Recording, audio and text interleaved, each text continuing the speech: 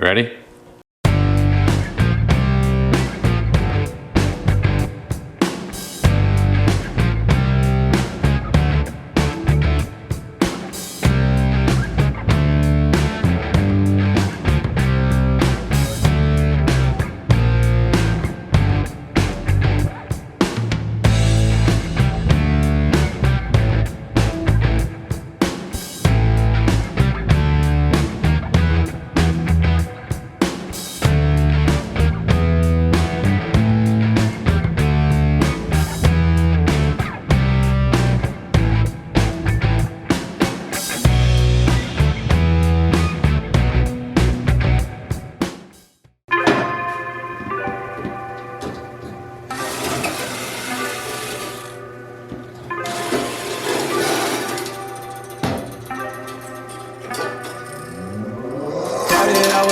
And I flipped it in a double. Started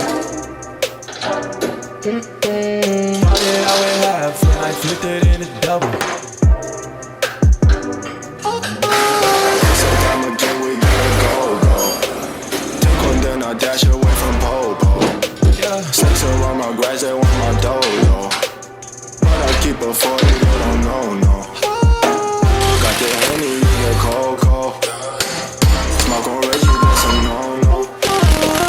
Driving slow-mo in the photo. Bitches ready for them photos. I see all the things on my mind, yeah. Stacking money like 365. Cause this shit is real. Cause this shit is real. Cause this shit is real. Oh my. Don't say you get money, boy, you been broke. Digit dash up in my circle, you can roll. Only cash up in my vision in the south. Now I'm smashing on the model cause I bought. Hey, cause this cream, I'ma take the team. We gon' be hot like steam. I just got the dreams, I know what you mean. It's all funny to the feet, I get 50 to my G.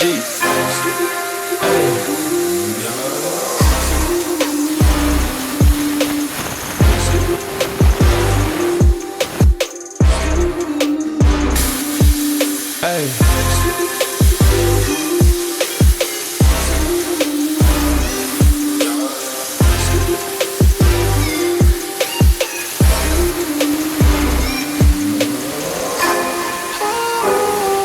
Cause this shit is real.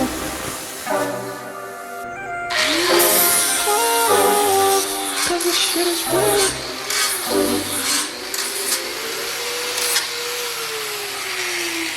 Welcome back to Fabrication 101. Welcome back to the shop. As you can see from the intro or the beginning, I've got the, oops, let's go this way. It's got the rear axle on the floor behind the Bronco. It's out.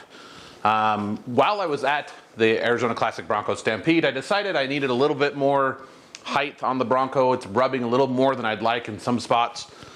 The rear is not really the issue. It's more the front, but the front is fairly simple to give a little bit more height to. So what I've decided to do is go to a spring over where the leaf springs are now above the axle, and hopefully that will give me a little bit more lift. Now, one of the things I'm looking for between 2 to 4 inches of lift. I'm shooting for like 2 to 3 in there.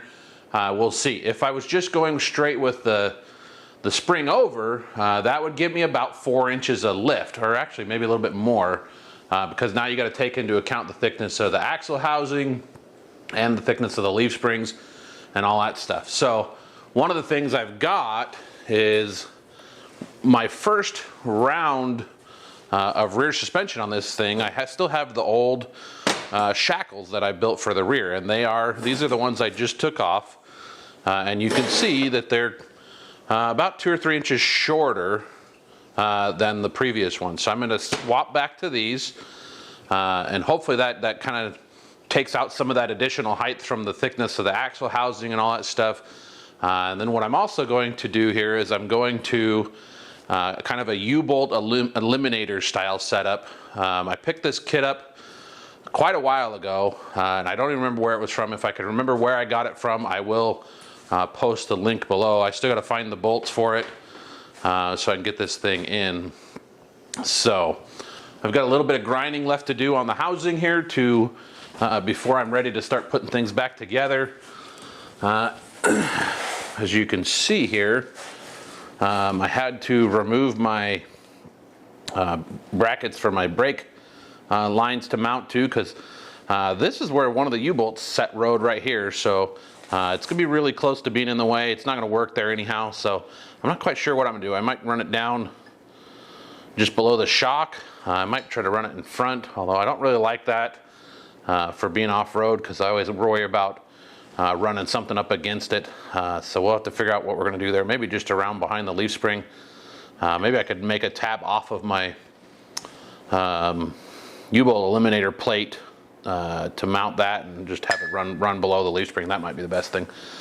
One other thing additional I'm gonna do is I'm gonna put a bracket underneath the U-bolt eliminator plate to act as a tie down point, and it's gonna be like a gusset, so it's gonna add quite a bit of strength to the back of that and just give me a better place to tie things down, tie the Bronco down when it's on the trailer. So anyway, we'll get to grinding these last little bits off, clean all this up so that's ready for paint, and then we'll start putting things back together. We'll probably start by bolting in the leaf springs and the new new shackles in the back. So here's a quick tip for you guys whenever you're trying to grind and smooth stuff off to try to do some blending or finish work. One thing that's important with your grinder, I always try to go along the weld or along the piece I'm grinding this way. It's much easier to stay on top of the weld and remove just the weld from that. If you start to go side to side, what happens is you create a low on either side of the part, and so you end up with like a wave in there, and it may look smooth, but in the long what ends up happening is you end up with a kind of a wavy lump in the middle of your piece where you don't want it. So if you stay on top of it, keep your grinding wheel centered on there, and stay this way, you're much more likely to have a nice fairly smooth finish by the time you're done. So I'm just using a 40 grit flap wheel.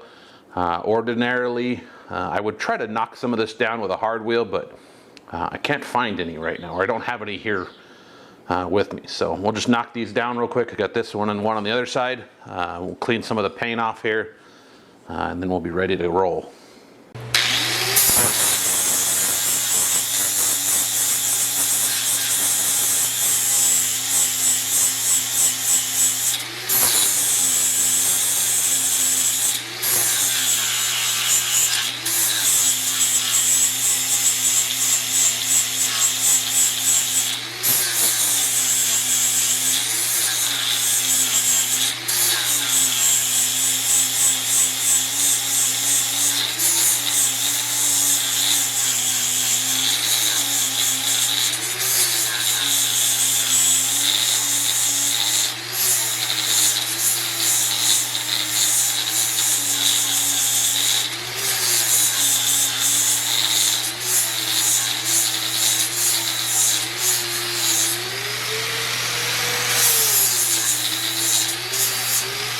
So whenever you've got something like these bushings or something that's going to have something bolted on the other side of it, it's important to have I guess another bushing inside of it, a tube, a sleeve that will keep it from collapsing when you tighten it down.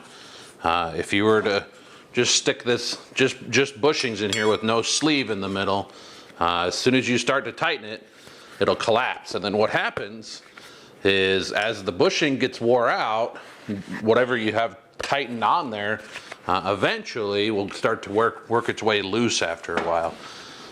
Now these are just urethane bushings that I picked up. I think they're Daystar bushings. I don't remember whose they are. Like I said, this set of shackles was built quite a while ago, long before I decided to start making videos on this thing. So hopefully these two will work. just fine. They have this kind of clearance on them. They mount like this, and it's so that as the spring goes through its travel, as it flattens out and extends, this little pocket can work its way around where the spring hanger is without binding up. So it gives me a little bit more, gives me full use of my spring's range of motion without having any issues. So I actually like the shorter version a little bit better. There's less likely to be any kind of twist in it. So hopefully this will work for me. So we'll go ahead and get these bolted back up under the Bronco where they go. Actually, they go like this because the spring mounts here and this mounts up into a pocket up under the back of the bumper. So.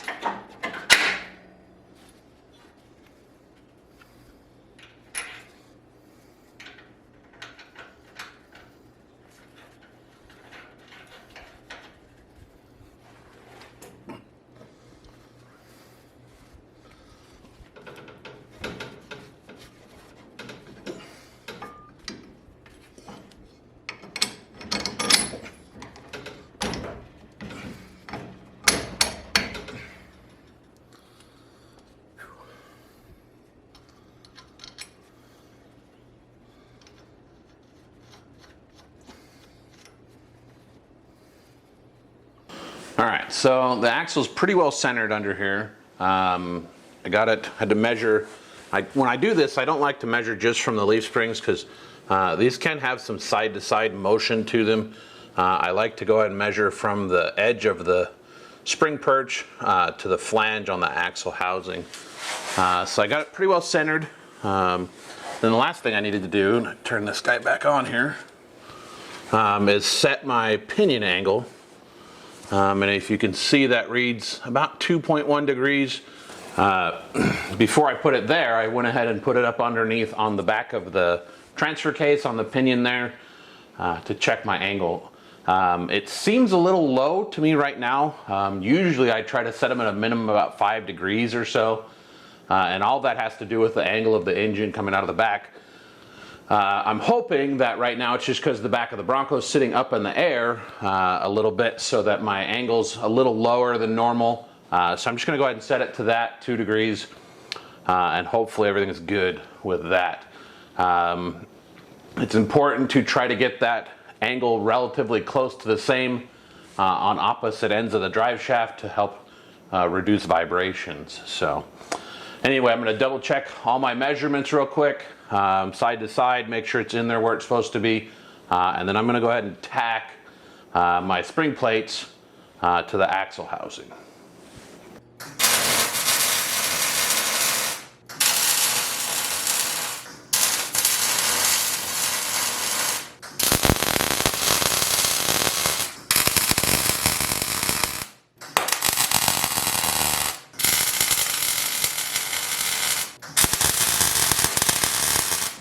All right, so rear plates are tacked into place. I think I'm going to go ahead and pull the whole housing back out so that I can go ahead and make the plates that I want to put here that are going to act as tie-down supports as well, so that I can make it a little easier to work on. I'll probably go ahead and figure out my how I'm going to do remount my brake lines while I've got it out. So we'll go ahead and get that thing pulled back out, make some cardboard templates of those brackets, get them made out of steel, and then we'll get it all put back together.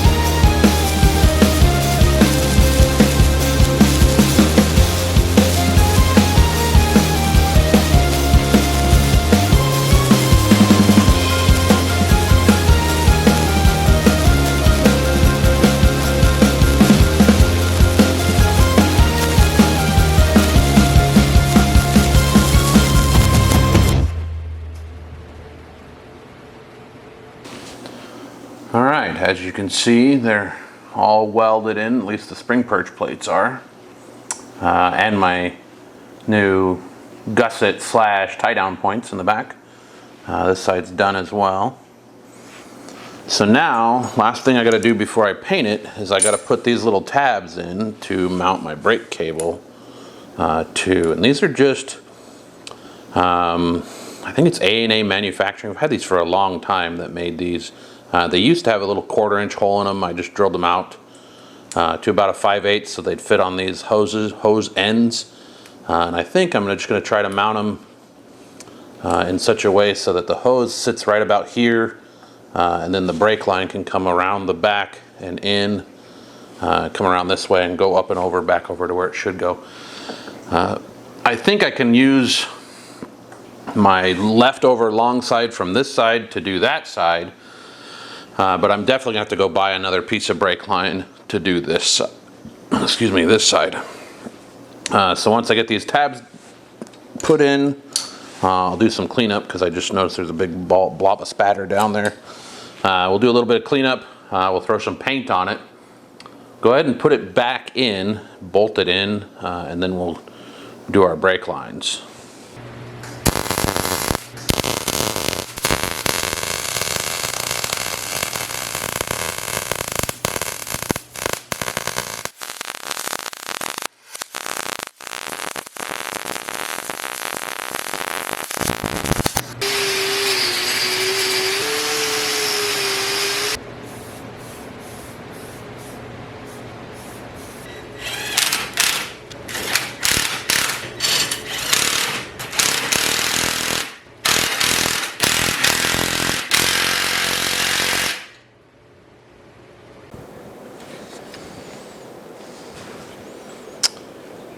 All right, well, it's pretty close to its finished ride height. It does look like it's probably more like a 3-inch lift that finished out on this thing, so otherwise I'm still pretty happy with it.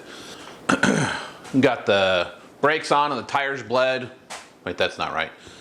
The brakes are bled, the tires are on. I did not put the shocks on, even though I did rebuild that one. I did some measuring. And those shocks are too short. They only give me about 2 inches of down travel. And I have to get my rear drive shaft retubed because it is too short now, which I'm not surprised about, but I really didn't think about that when I started this whole thing, even though I'm pretty sure that was going to be I'm not surprised about it. So, needs to get lengthened a little bit. I'm not exactly sure how much, but I'll have to take it down to Arizona Drive Shaft. They're the ones that made the original shafts, and have them retube it make it a little bit longer. Hopefully that won't be too much of an issue.